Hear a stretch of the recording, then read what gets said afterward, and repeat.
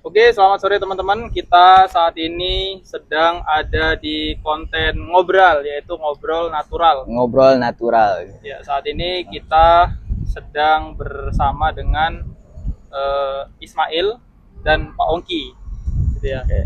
Nah, sebelumnya saya ingin menyampaikan bahwa mengapa kita mengadakan program ini, yaitu ngobrol santai ini. Yang pertama, jadi dia ngobrol natural, betul. Ngobrol natural. Karena menurut kita sekarang itu media itu kekuatannya luar biasa ya. Jadi nggak ada salahnya kalau kita gunakan untuk hal-hal yang positif lah. Sedangkan banyak konten-konten yang nggak jelas gitu kan, yang menurunkan kecerdasan, bahasanya begitulah ya. Joget-joget nggak jelas. Nah, maka dari itu kita ingin mencoba melakukan hal yang baru dengan ngobrol natural, tapi disertai dengan hal-hal yang positif. Betul. Nah, sebelumnya kita akan kita akan memperkenalkan narasumber utama kita, yaitu Pak Ongki Afrizal gitu, karena beliau ini adalah salah satu aktivis filantropis Islam atau aktivis kemanusiaan di Lasnas Dewan Dakwah. Nah, beliau juga aktif di Sahati, Pak ya. Apa itu Pak Sahati, Pak? Sahati itu adalah sahabat hapus tato community. Jadi teman-teman yang punya tato itu kita bisa untuk bergabung di Sahati hapus tato community gitu. Jadi di luar sana tuh kan bisa hapus tato tuh bisa, tapi memang dengan biaya yang agak mahal. Nah, ya kita di Sahati ini coba merangkul, ayo kita coba hijrah bareng-bareng sama Sahati gitu. Ya, itu mungkin perkenalan singkat ya. Nah, sekarang kita mau ngobrol apa nih? Bagusnya nih. Apa ya? Kalau menurut saya sih saat ini kan banyak ya Pak ya. Banyak konten terkait ketakutan anak-anak muda untuk menikah. Jadi mereka lebih seneng melampiaskan dengan pacaran berlama-lama gitu kan. Dan nggak berani menikah. Jadi faktornya banyak, mungkin karena ekonomi dan lain sebagainya. Nah, saya sendiri sama si Ismail belum menikah nih Pak. Jadi gini Pak, sebelum kita jauh nih, kita melihat orang kan, kita selalu melihat orang gimana kan. Makanya kita sendiri nih mau apa ya, mencoba gitu kan, ceritakan atau bahasanya tuh kita juga merasakan hal seperti itu gitu kan. Makanya kita di sini mau sharing gitu kan. Gimana sih biar kita tidak takut soal pilih pasangan, kita tidak takut sama masalah ekonomi gitu kan. Kita sudah menikah itu kan perlu gitu kan. Makanya kita harus persiapan seperti apa nih. Nah, mungkin kan banyak nih teman-teman di luar sana yang kok aku mau nikah tapi belum punya ekonomi, belum punya pasangan, dan takut salah pilih pasangan. Karena ketika kita salah milih pasangan, maka kita akan menyesal, mungkin gitu Pak ya. Nah, makanya itu kita nih yang gimana nih pasangan yang bagus gitu. Mungkin kan ada kriterianya gitu Pak ya. Nah, mungkin sebelumnya ya Pak ya, kalau mungkin sebelumnya Pak Ongki nanti menjelaskan panjang lebar, mungkin ini cerita pengalaman saya pribadi ya Pak ya, karena saya juga belum menikah nih Pak. Cuman nggak tahu ya, akhir-akhir ini tuh di tahun 2025 ini rasa ingin menikah itu lebih gitu, beda. Kalau tahun 2024 tuh biasa aja gitu Pak. Nggak ada ya, lihat perempuan ya biasa, umum lah. Sebagai laki-laki tertarik ya oke. Cuman kalau sekarang tuh perasaannya lebih beda. Lebih ingin ke membangun rumah tangga, kemudian lebih ingin ke mempunyai anak dan lain sebagainya. Cuman ya kadang-kadang masih ada rasa kekhawatiran. Nah, mungkin Pak Ongki yang sudah menikah bisa kasih pengalaman buat kita nih, biar jadi lebih tahu bahasanya begitu kan. Kalau orang luar sana kan, ketika dia pengen ada rasa mungkin rasa suka, dia tinggal melampiaskan pacaran segala macam. Kita kan nggak begitu bahasanya kan. Bahasanya kita lebih gentle nih. Iya, yang bagus tuh kan langsung datang ke rumahnya, temenin bapaknya bagaimana gitu. Bukan orang yang seneng terus kemudian pacaran, kemudian dibawa kemana-mana dipegang-pegang, enggak. PHP-in gitu kan. Nah, kita lebih ke gentle. Nah, makanya kita gentle, cari ilmu ke yang sudah pengalaman nih. Gimana nih dulu nih ceritanya? Silakan Pak. Pernikahan itu ya kita sering pergi ke undangan, terus ada juga yang biasa kita terima itu semawa ya. Nah, apa sih semawa itu? Sakinah mawaddah warahmah, itu yang pertama ya. Untuk jenjang pernikahan kita pelajarin dulu itu sakinah mawaddah warahmah itu gitu. Jadi ada 3 itu, sakinah mawaddah warahmah gitu. Jadi saya gimana ya bilangnya, enggak baik-baik juga sih pernikahan kita itu. Jadi wajar kalau kita itu sering ada cekcok rumah tangga ya. Oh itu gitu. wajar ya. Wajar lah ya. Dalam rumah Iya, tangga itu dalam saya rumah pernah tangga. dengar ada perkataan bahwa Ya, betul. nggak ada rumah tangga yang sepenuhnya sempurna gitu ya. Betul, Justru betul. dengan berumah tangga itu saling menyempurnakan gitu ya. Betul, Pak, ya. betul begitu memang ya. Jadi yang sudah menjalani pernikahan dari pengalaman saya pribadi itu ya pertama yaitu kita lamar dulu nih calon kita ini gimana nih menurut kita. Kita cantik yaitu inilah pilihan kita, apa namanya itu Lihat. pilihan atau inilah cantik itu apa sih namanya Relatif. Yang pertama. ya bukan Bukan yang relatif, utama. apa sih namanya itu Bukan tujuan. tujuan Oh, juga bukannya ada visi dan misinya lah ini Oh, kita iya, nikah Bukan, sama ah, kita mau nikah ini apa nih visinya ini kita Oh. gitu harus ada visi sama tujuannya apa nih gitu. Jadi kalau ada masalah kita ingat dengan visi dan misi tujuan kita nikah sama dia tuh apa gitu sih. Nah kalau Pak Ongki nih Apa waktu tuh? menikah ya, jadi kita ingin tahu juga nih waktu Apa menikah itu sudah punya penghasilan dan penghasilannya itu berapa dari itu Pak Ongki? Sedangkan kita kan mau menikah tanggung jawabnya kan besar ya. Itu Iya. anak orang yang kita bawa, nggak mungkin kita mau menelantarkan lah bahasanya seperti itu. Kita hanya mau enaknya doang. Nah kalau Pak Ongki tuh waktu itu Oke. ketika menikah itu sudah ada penghasilan, pekerjaan atau bagaimana nih? Sebenarnya sih panjang ya kalau mau diceritakan, kita ngambil simpelnya, ngambil singkatnya aja. Iya, iya. Jadi waktu itu gimana, sedih sih sebenarnya kalau diceritakan itu ya.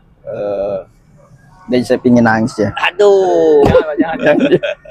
Nah, dari awal nih, dari awal ketemu, kemudian memberanikan diri untuk bertemu orang Apa sih tuanya. membuat yakin gitu dengan pendapatan yang Pak Ongki punya gitu? Mungkin Ya karena terus terang ya, nggak tahu ya kalau Maya, kalau saya ya, dengan misalnya modal nekat itu saat ini belum berani. Belum berani ya. Berani. Kalau Mail iya tahu. kalau modalnya makanya aku nggak mau ngajak orang susah gitu. Maksudnya Iya.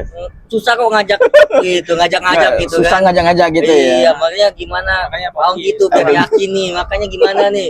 Kayaknya Ya pokoknya gimana ya, kalau pribadi saya waktu itu ya itu pas COVID ya, COVID terus tidak ada ya, sebenarnya masih kerja tapi memang di pas waktu itu sayanya nggak ke tempat kerja yang lama gitu, tapi memang sebenarnya kalau saya kembali ya tetap kerja saya gitu, jadi kan tetap ada penghasilan gitu. Oh iya. Nah pas nikah itu sebenarnya istri ini sebenarnya udah kerja dia, jadi kita saling meyakinkan aja gimana nih kita mau nikah, saya bilang gitu kan, kamu tahu sendiri lah kamu, saya bilang kan gitu, saya mau kerja, ya nanti kalau mau kerja ya kita sama-sama kerja, saya bilang gitu. Nah di saat itu istri memang kerja dia, jadi istri kerja saya enggak. Nah kenapa? Pak Ongki nggak kerja? Maksudnya Waktu itu COVID itu di pas mungkin COVID itu susah ya pandemi kan, waktu itu kan pas COVID enggak ekonomi enggak stabil lah kan ya gitu. betul kita Jadi merasakan semua itu. jadi kita saling gimana ya, saling mengerti lah itu, makanya kita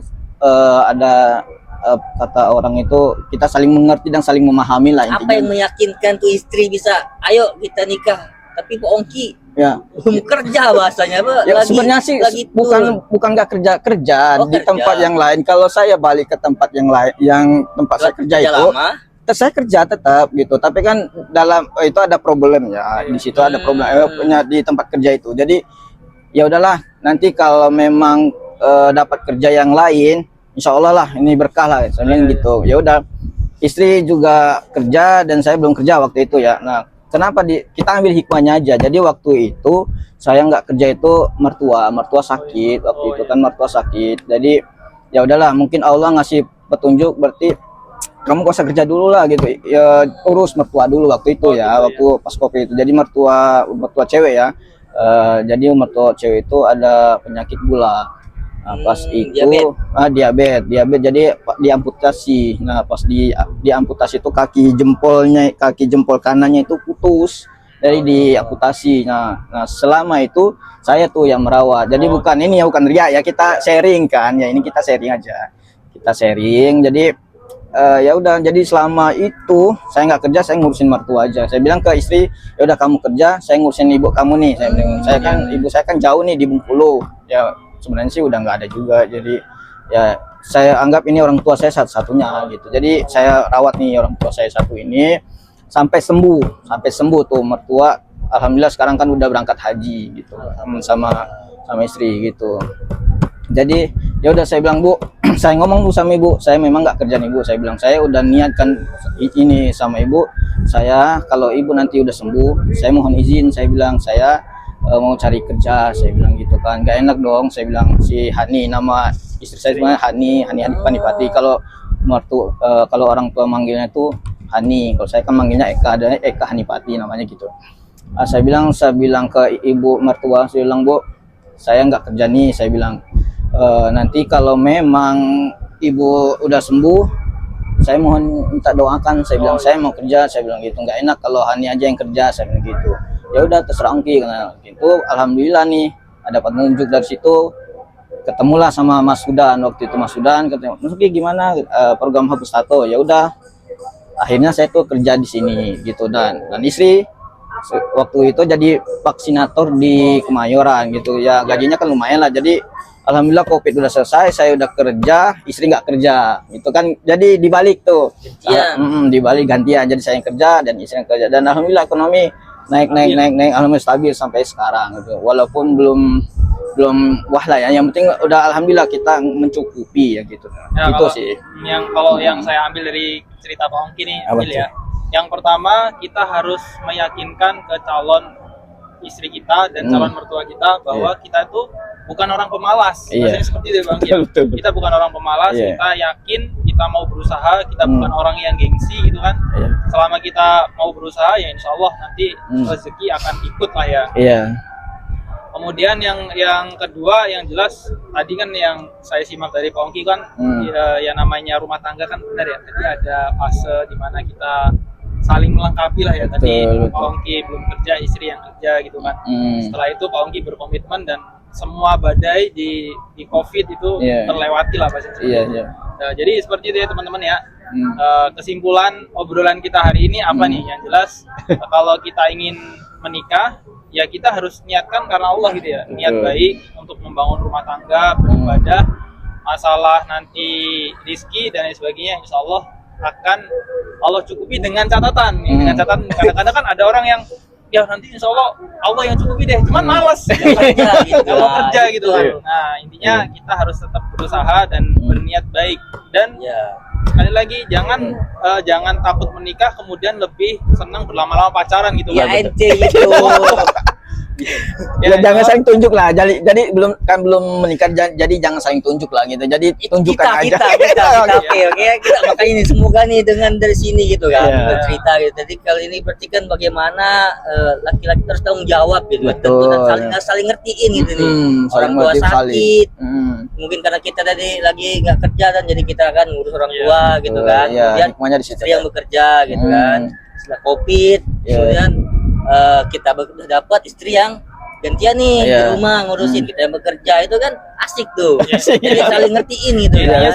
Saling mengerti dan saling betul. Satu sama lain saling melengkapi dan sebagainya.